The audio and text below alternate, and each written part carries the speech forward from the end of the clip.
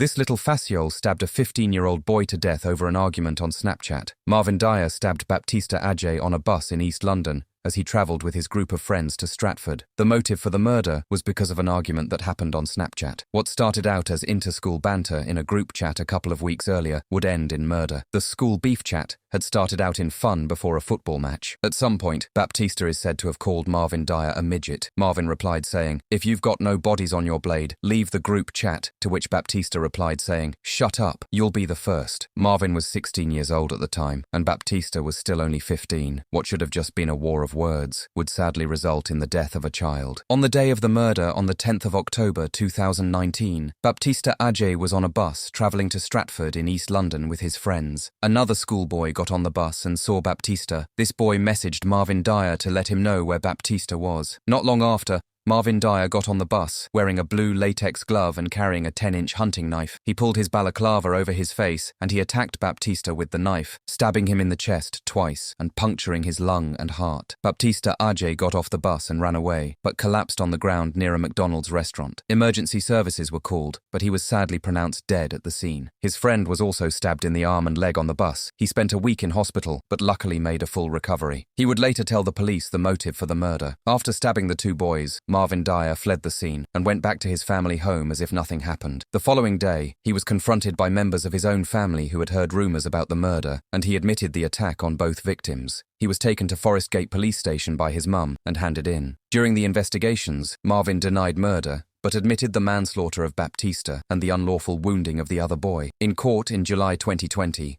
the boy who tipped Marvin off regarding Baptista's whereabouts was cleared of all charges as he said that he didn't know Marvin was going to bring a knife and attack them. Marvin Dyer was found guilty of murder and jailed for life with a minimum term of 16 years. Follow the page and leave a comment on any other criminal cases you'd like to see on the channel.